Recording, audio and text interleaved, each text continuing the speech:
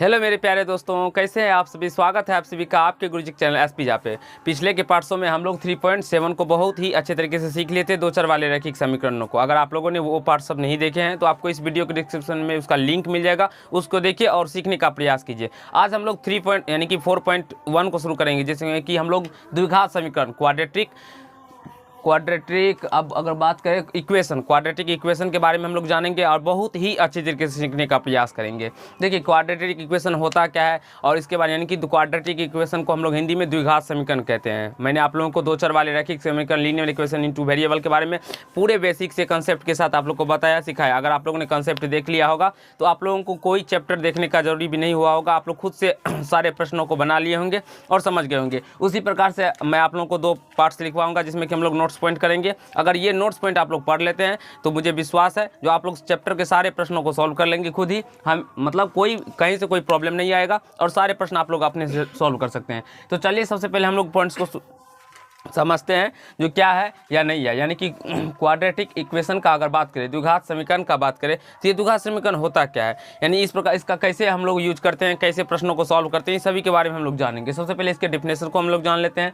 देखिए क्या होता है यदि ए बी सी वास्तविक संख्याएं है, ए बी सी क्या हो तो एक वास्तविक संख्या हो। अच्छा सबसे पहले हम संख्याओं पे बात करते हैं। संख्या हमारा दो प्रकार का होता है, एक वास्तविक संख्या होता है, एक काल्पनिक संख्या होता है। काल्पनिक संख्या को हम लोग अवास्तविक संख्या भी कह सकते हैं, काल्पनिक संख्या को हम लोग अवास्तविक संख्या भी कह सकते हैं। तो जैसे कि पृथ्वी जितनी भी संख्याएं होती है उसे दो भागों में विभाजित किया गया है, एक वास्तविक संख्या रियल नंबर, एक इमेजिनरी नंबर यानी काल्पनिक नंबर। अब अगर हम बात करें रियल नंबर और इमेजिनरी नंबर के बारे में तो रियल नंबर जैसे कि रूट कोई भी संख्या ले लीजिए, पाई भी रियल नंबर होता है, 2 भी, -2 भी, 3.5 भी, 6.3 भी, यानी कि किसी भी संख्या का वर्ग करने पे अगर वो धनात्मक संख्या आ जाता है तो वो समझ लीजिए वो रियल नंबर है। वो कौन सा संख्या है? रियल नंबर है।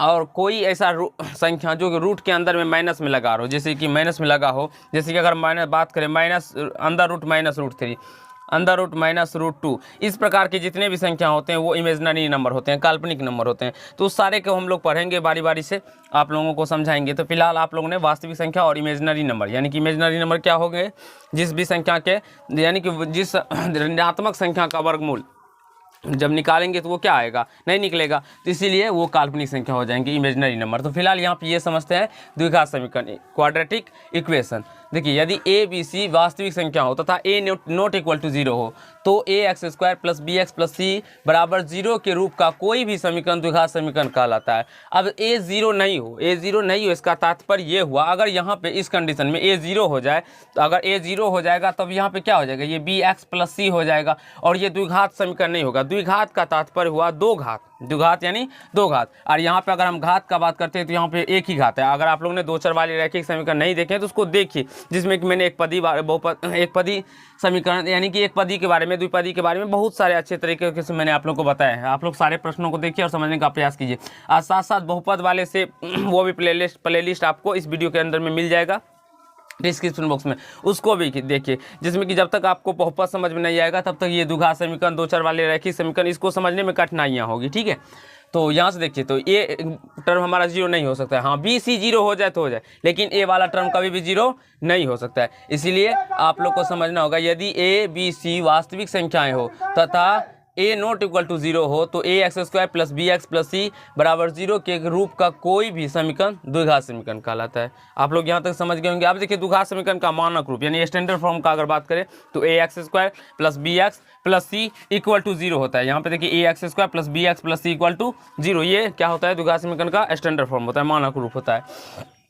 अब देखिए द्विघात समीकरण और उसके मूल यानी कि quadratic equation and its root, यानी कि उसके क्या मूल होते हैं, कि मूलों को कैसे हम लोग निकालते हैं नहीं निकालते हैं, वो सारे के बारे में हम लोग सीखेंगे। और देखिए यहाँ से यदि अल्फा और बीटा द्विघात समीकरण ax² + bx + c = 0 के मूल हो तो आपको मैंने पिछले पार्ट में भी दो चर वाले रैखिक समीकरण में भी बताए थे, क्या बताया था, जो अल्फा बराबर होता है -b + √b² - 4ac/2a। पहले मैंने आप लोग को उस पार्ट में बताया था जो x बराबर होता है -b + √b² - 4ac/2a।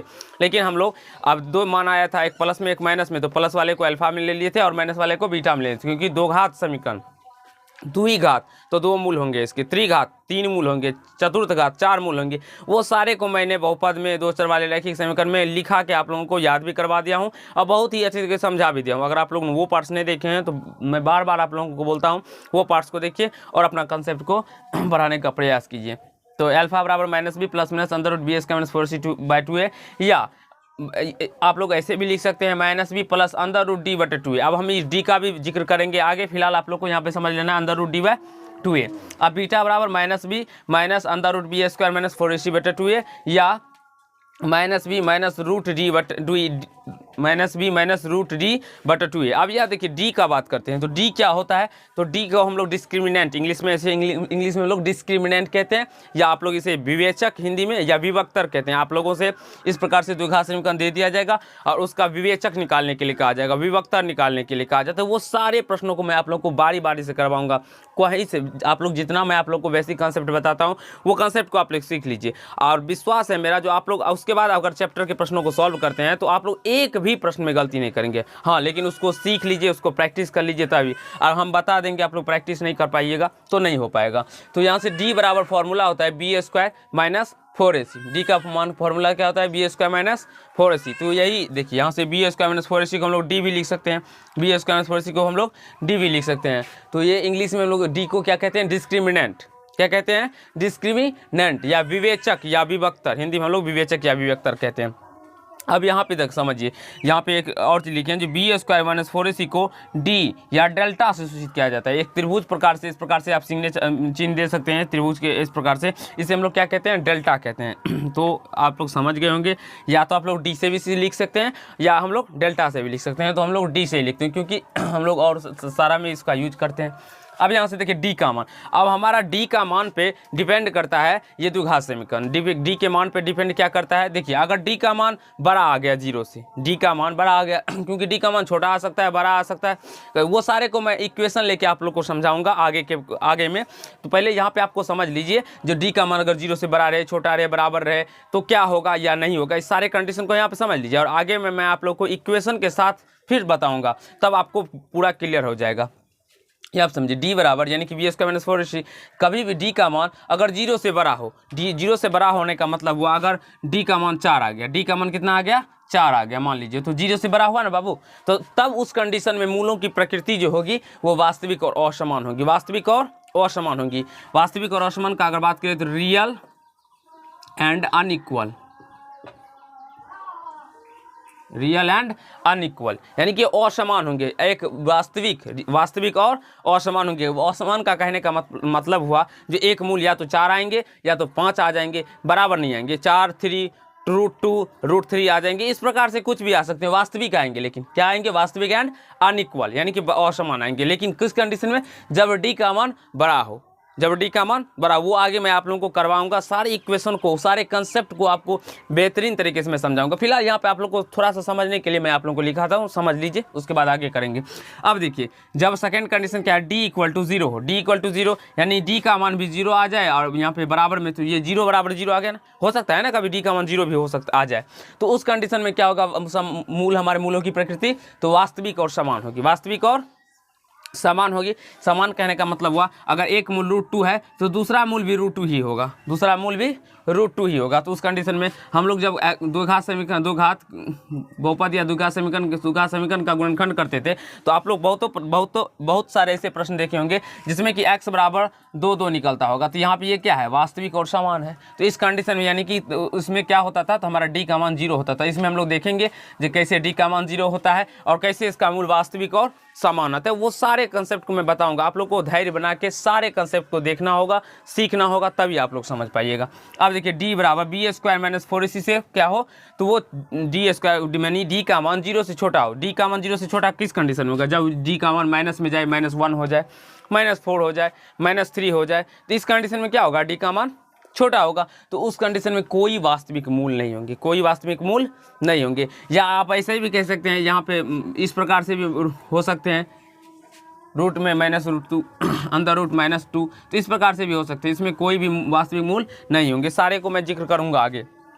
अब देखिए डी यानी डी का मान एक पूर्ण वर्ग तथा एबीसी परिमेय हो। डी का मान एक पूर्ण वर्ग हो। अब यहाँ से एबीसी क्या हुआ, तो ये एक्स स्क्वायर का कोफिशिएंट ए होता है, एक्स का कोफिशिएंट बी होता है, और जो बच जाते हैं शेष संख्याएं वो हमारे सी हो जाते हैं। कांस्टेंट वाली संख्या जो बच जाती है वो सी हो जाते हैं। तो उसी प्रकार से कहा गया इसमें जब डी एक पूर्ण वर्ग हो, पूर्ण वर्ग का तात्पर्य हुआ जब डी का मान यानी कि 0 से बड़ा ही होगा, डी का मान जब वो मान लीजिए अगर 9 आ गया तो 9 आने पर ये एक क्या है, पूर्ण वर्ग संख्या है ना बाबू। 3 का इसके अगर रूट करेंगे तो ये 3 आता है ना, तो यानी 9 ये क्या है, पूर्ण वर्ग संख्या, इसका वर्गमूल निकल रहा है तो दोनों मूल परिमेय होंगे। तो दोनों मूल क्या होंगे, तो इस कंडीशन में जब निकालिएगा आप लोग तो इसके मूल परिमेय होंगे। देखिए वास्तविक का तात्पर्य हुआ जिसमें परिमेय भी हो सकते हैं अपरमेय भी हो सकते हैं। ये हम नहीं कह सकते हैं जी ये परमेय ही होगा या अपरमेय ही होगा, ये हम लोग गारंटी से नहीं कह सकते हैं। लेकिन अगर 9 आ गया ये पूर्ण वर्ग संख्या है तो इसमें हम लोग कह सकते हैं जो इसके जो दोनों मूल होंगे वो क्या होंगे, परिमेय संख्या होंगे। आई होप आप सभी को समझ में आ गया होगा।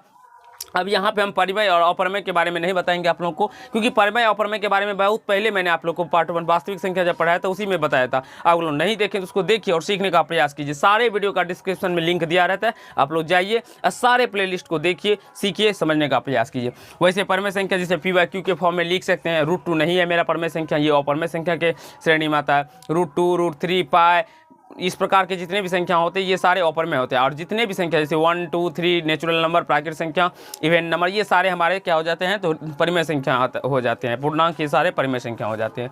तो आई होप यहाँ तक आप लोग समझ गए होंगे और कहीं कोई दिक्कत नहीं होगा। अब देखिए वास्तविक संख्या का वर्ग ऋणात्मक नहीं होता। आप सभी को पता होगा जो कोई भी वास्तविक संख्या है तो उसका जब हम वर्ग करेंगे तो वो ऋणात्मक नहीं हो सकता। अगर एग्जाम्पल के माध्यम से हम लोग समझते हैं तो यहाँ पे समझते हैं। कोई भी वास्तविक संख्या ले लीजिए, -2 क्या है, वास्तविक संख्या बाबू है ना।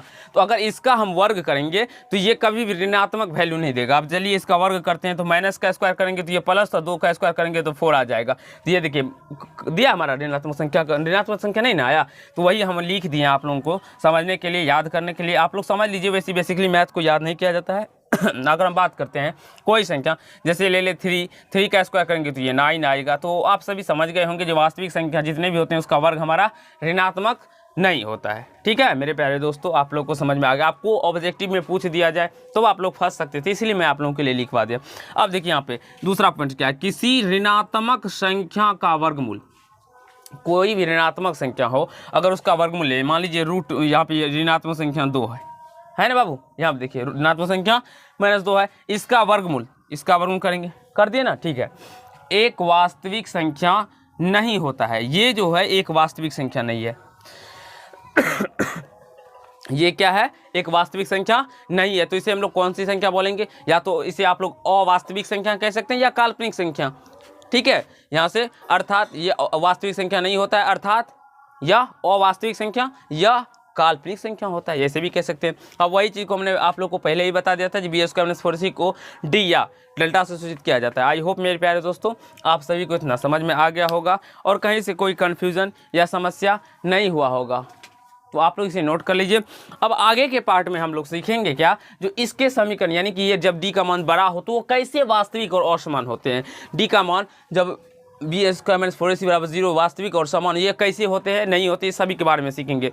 और उसके बाद हम लोग पूर्ण वर्ग विधि से कैसे प्रश्नों को सॉल्व किया जाता है, श्रीधराचार्य मेथड को भी सीखेंगे। तो आई होप आप सभी को समझ लीजिए, ये सारे पार्ट समझ में आ गए होंगे और कहीं से कोई दिक्कत नहीं हुआ होगा, इसे नोट कर लीजिए। और आगे के पार्ट में हम लोग और अच्छे तरीके से सारे प्रश्नों को कैसे बनाते हैं, कैसे विवेचक ज्ञात करते हैं, कैसे श्रीधराचार्य विधि से इसके दोनों रूट्स ज्ञात करते हैं, कैसे पूर्ण वर्ग विधि से हम लोग हल करते हैं, वो सारे को समझाएंगे। और ये अल्फा बराबर -b + (b² - 4c/2) कैसे होता है नहीं होता है, वो सारे को मैंने प्रूव कर रखा है। आप लोग पहले के ही वीडियो में आप लोग देख सकते हैं और कहीं से कोई कन्फ्यूजन नहीं होगा आप लोग को। तो आई होप मेरे प्यारे दोस्तों आप सभी को समझ में आ गया होगा और कहीं से कोई दिक्कत नहीं हुआ होगा। अगर आप लोग को वीडियो अच्छा लगा होगा तो वीडियो को लाइक कीजिएगा, कमेंट कीजिएगा, शेयर कीजिएगा। चैनल पर नए होंगे तो चैनल को सब्सक्राइब करके बेल आइकन को प्रेस कर लीजिएगा, जिससे मेरे हर एक वीडियो का नोटिफिकेशन आप तक पहुँचता है। धन्यवाद।